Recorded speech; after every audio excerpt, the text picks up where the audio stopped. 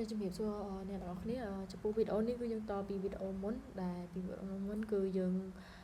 បង្ហាញតទៅមួយហាត់លេងអញ្ចឹងយើងតមានរៀនយើងទៅមុខទៀតគឺចំពោះវីដេអូនេះគឺនិយាយពីរបៀបប្រើ zip gzip ហើយនឹងថាអញ្ចឹងខ្ញុំសូមមកតេស្តជាមួយនឹងទៅលើ file ថាមុនអញ្ចឹងយើងចូលមកកាន់CentOS របស់យើងមកបើសិនយើងប្រើនៅលើ Mac ដូចរាល់ដងយើងប្រើ UTM ហើយនៅលើ Windows គឺយើងប្រើជាមួយនឹង VMware អញ្ចឹងយើងបន្ទាប់ពីយើងចូលហើយខ្ញុំសុំការធ្វើការ check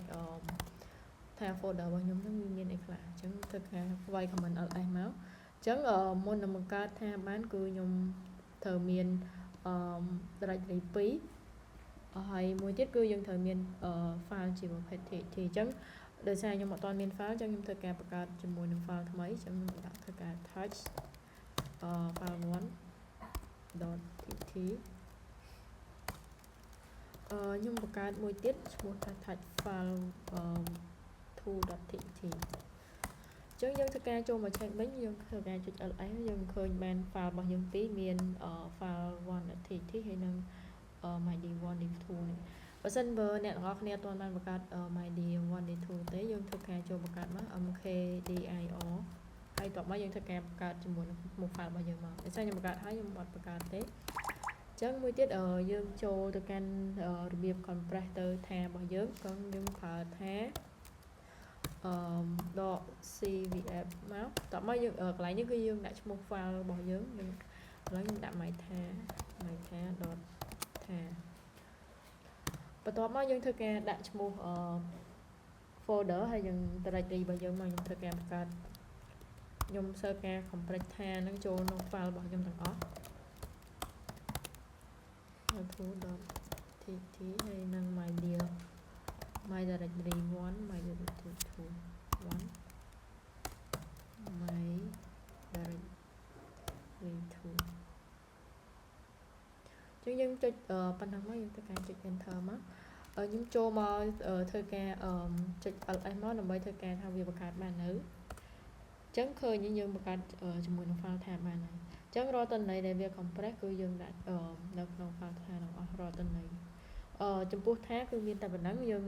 ចូលទៅហ្នឹងហើយចឹងយើងចូលមកកាន់ zip របស់យើងម្ដងចឹងបង្កើត file zip បានខ្ញុំសូមបង្កើតឈ្មោះ ls មកសិនចឹង file ទាំងអស់ហ្នឹងយើងមាននេះខ្ញុំធ្វើការចុចធ្វើការ zip file ហ្នឹងចូលគ្នាចឹងខ្ញុំប្រើ command zip ហើយតបមកយើងធ្វើការដាក់ឈ្មោះ file របស់យើងខ្ញុំដាក់ mydear.zip ក្រោយទៅហើយយើងធ្វើការវាយឈ្មោះ file ខ្ញុំ combine ចូលគ្នា .txt .txt mydear 1 mydear 2ចឹងខ្ញុំធ្វើការបង្កើតបែបនេះវានឹងឃើញ space របស់យើងខ្ញុំធ្វើការចុច ls មកចឹងយើងធ្វើការបង្កើតបាន file zip របស់យើងមួយ my នេះចឹងខ្ញុំធ្វើការសូមចុចមកcheck មើលតន័យក្នុងហ្នឹងថាវាមានអីខ្លះ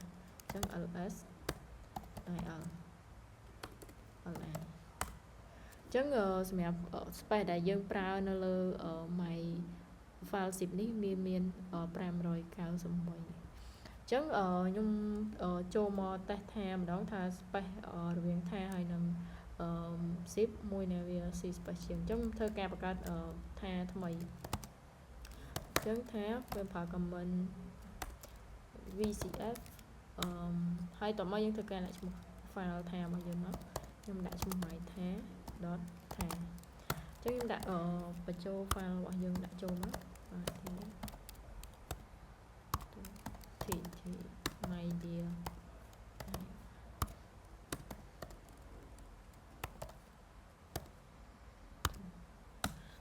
អញ្ចឹងយើងធ្វើការបង្កើតហើយយើងធ្វើការចូលមកតេស្តរហើយអញ្ចឹងយើងឃើញហើយ file វាខុសគ្នាវាច្រើនយកមែនតើមួយ500មួយដល់10000អញ្ចឹង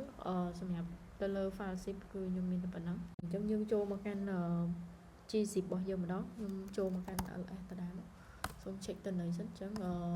ដោយសារអានេះខ្ញុំធ្វើការតេស្តមុនអញ្ចឹងខ្ញុំធ្វើការ remove ហ្នឹងអញ្ចឹងដើម្បី remove បានយើងប្រើ OM ហើយកុំឲ្យវាស្រួលញ៉ៃៗយើងប្រើ app មកអញ្ចឹងខ្ញុំដាក់ my ថា dot ថារបស់ខ្ញុំ dot ថា dot g10 ចឹងធ្វើការចុច ls មកយើងបាន clear នេះចោលមួយចឹងខ្ញុំធ្វើការលុបសុំ remove ជាមួយនឹង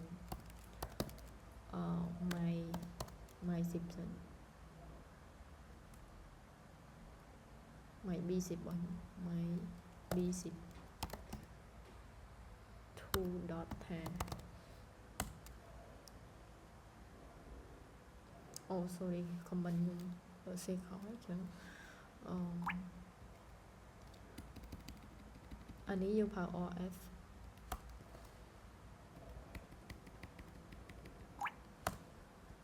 ចឹងចូល ls មកខ្ញុំ check មកវាមានតែ file zip មួយអញ្ចឹងដើម្បីបង្កើតអានោះបានខ្ញុំសូមបង្កើតថាថ្មីមួយ vcf តោះមកខ្ញុំដាក់ my ថាតារាង my ថា dot ថា file 1 dot tt file 2 dot tt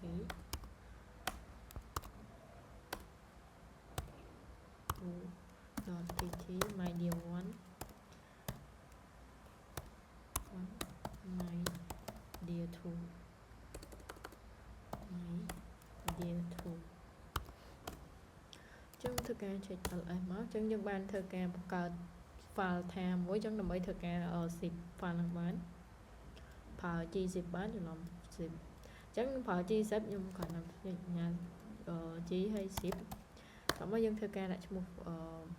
file របស់យើងមកខ្ញុំដាក់ my ថាដោយសារអាហ្នឹងយើង compress ចេញពីថាយើងដាក់ថាចឹងធ្វើការcheck ls មកយើងបាន file g10 រួចរាល់ហើយចឹងមួយទៀតយើងធ្វើការបង្កើតជាមួយនឹង file b12 ដើម្បីបង្កើត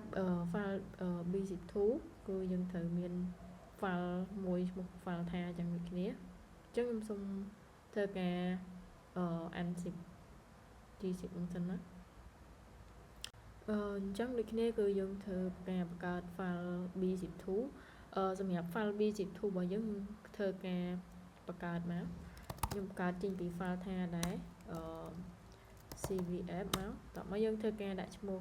file របស់យើងខ្ញុំដាក់ my b12 dot tham dot ថាចឹងយើងធ្វើការបង្កើតដាក់ឈ្មោះ file របស់យើងមក .tt file 2 dot txt my dear 1 my dear 1 and my dear 2 dear 2ចឹងយើងធ្វើការចុច ls មក ls ចឹងយើងបាន file របស់យើងហើយចឹងមិញខ្ញុំបង្កើត file មួយឈ្មោះថាg12 នេះខាងនេះចឹងខ្ញុំបង្កើតបាននេះចឹងចំពោះវីដេអូខ្ញុំគឺមានតែប៉ុណ្ណឹងជួបគ្នានៅវីដេអូក្រោយ